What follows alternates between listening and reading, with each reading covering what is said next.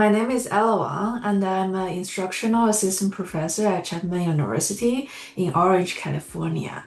So if you want to know my dissertations, it has a very long title, trying to investigating the roles of local and crystallography symmetries in coordination complex, and then try to find some interesting magnetic optical properties from them. And my current work is focused on how to improve the students' experience in general chemistry and inorganic chemistry courses.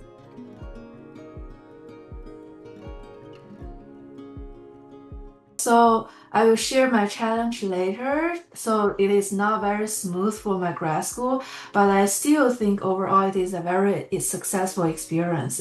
So in the end, I feel like I become a better scientist on conducting independent research, on mentoring students, and also on scientific communications. So I published several papers, and then I enjoy all the projects I worked on. So the challenge I have in the grad school, they didn't stop me from liking the science. So I think that is the most important things come out from it. So currently, I'm in a R2 schools as an instructional faculty.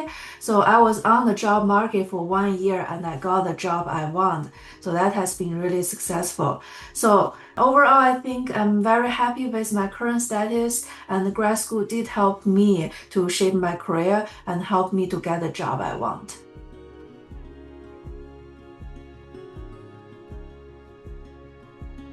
So in the end of my second year of grad school, I passed my qualifying exam. And also at that time, my advisor actually didn't get a tenure and has to leave the school.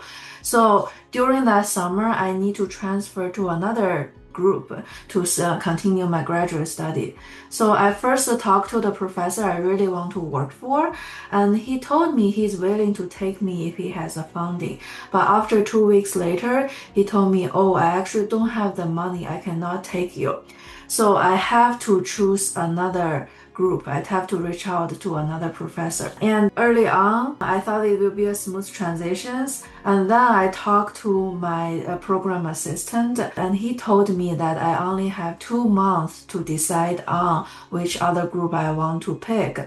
And if it doesn't happen, I need to quit the graduate program. So it was really, really stressful at the time for me. And I was frozen in the beginning, and only after 2 days later, I realized I need to take the actions, and I started to send out to all the professors I can think of to take me. And the response rate is really low because it is during the summer. So maybe 1 out of 10 emails I can get a response of. So I feel really depressed at the time. In the end, one professor finally take me after 1 month of the negotiations. So I was able to transfer the group, but during the time it was really, really stressful, and it is not a pleasant experience, I would say.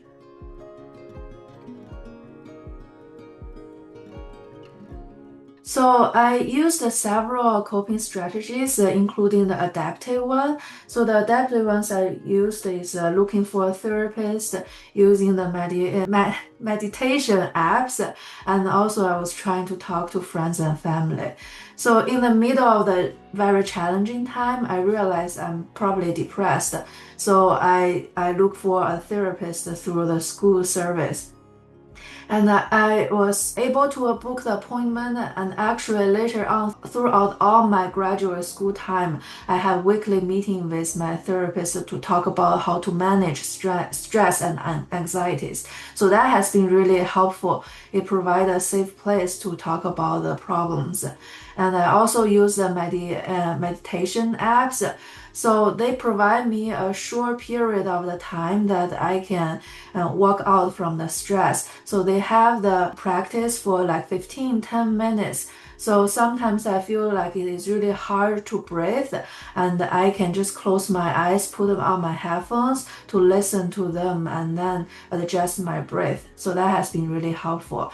And then later, I was able to talk to friends and family. It was really helpful, but in the beginning, it is really hard to share the experience because I was still frozen and processed all the shock and anxieties. But after I was able to talk to friends and family, it feels really nice. So being more connected with people, realizing research and grad school is just a really, really small part of your life, and finding a community that can share the same feelings with you are really helpful to relieve the anxieties. So those are the three adaptive strategies I have used.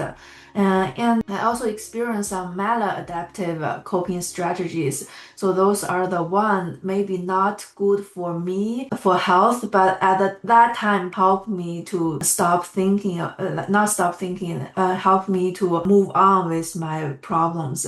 So the first one I experienced is frozen. So at that time, I just couldn't hear people talking around me, and I will not give people proper response because I'm spacing out all the time. And also the other strategy I experienced is I will stuck in the train of thoughts. So I will just keep thinking about the problems and also how am I gonna handle it. So I'm just running millions of solutions in the back of my head, which is sometimes helpful, but most of time is not helpful because those are all the imaginary challenge or like worse situation can happen. So it brought down my moods, but that is a way I handle in the situation at the moment.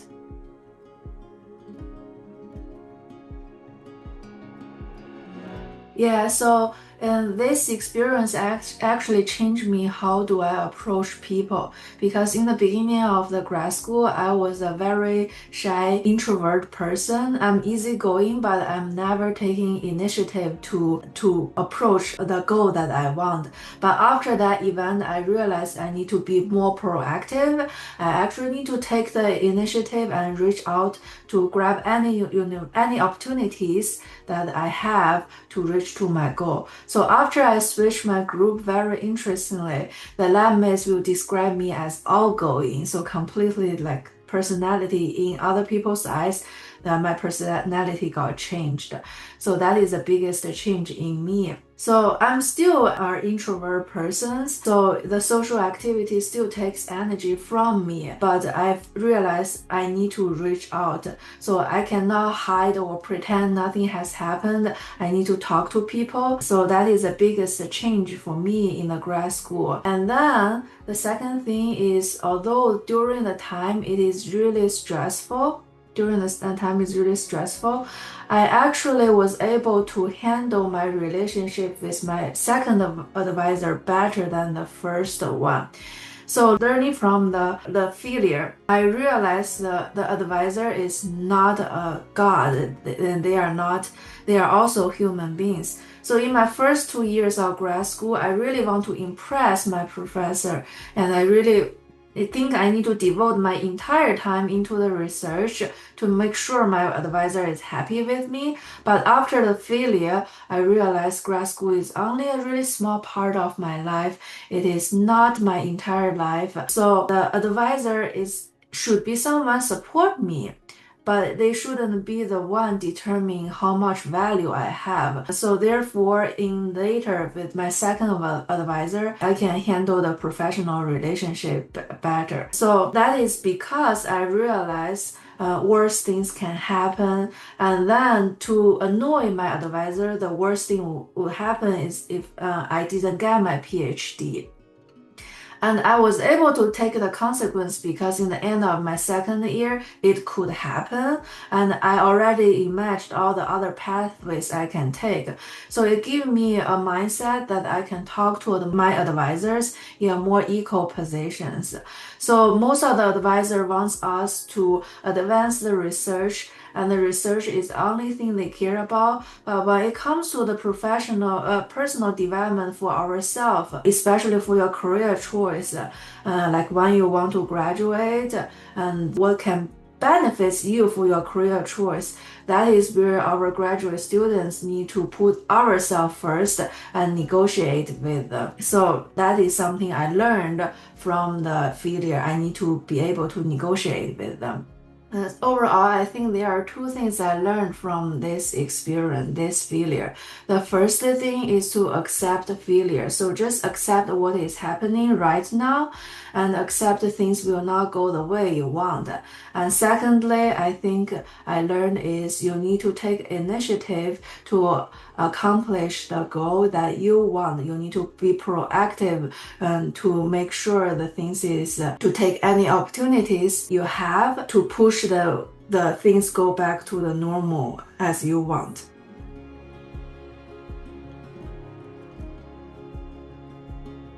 So the first advice I would give is there is always alternative solutions. No matter how bad things happen, how bad it is, there is always alternative solutions. Accepting the failures takes a lot of courage, but if you accept it, you will find it is not the end of the world. You always have a second choice. And the second thing I would like to give you is that you want to utilize the university resources. So the therapists on campus are really good resources. If you're feeling like your mental health is not very well, you should start to look for a therapist. It is not something you should be ashamed on. Everyone has been through it, and they are the professionals, and they can help you in the long term to improve your mental health. And then the third thing is, I know in grad school there are a lot of people like me who are introvert in nature, but in grad school you want to reach out to chat to people, to know more people, because in that way you can know more options, you can know more opportunities that can actually change your career or change how you think about the current situations. And you don't need to push yourself out of the box to be uncomfortable. So you can just simply by showing up at the workshops, go to talk to the career center peoples, and then trying to reach out to the student center peoples. So those are the people who are willing to help you, and by showing up can give you another opportunities to find all those opportunities. So the second thing is be brave and reach out more. And the last thing is, I know you think the advisor relationship is a very important relationship, but you should know that that is not the only thing in your life. You also have your family, you have your friends, and you have other things in your life, and your advisor is still a human. So if they disappointed in you, that is completely normal, and it will not be the end of the world. In the end, it will just be fine. So you don't need to please them all the time. You also need to take care of yourself and treat yourself the same position with them. Don't put them into the priority. You should put yourself into the priority. Thank you for watching Fail Safe Science. My name is Ella. I hope my story can help graduate students feel less alone.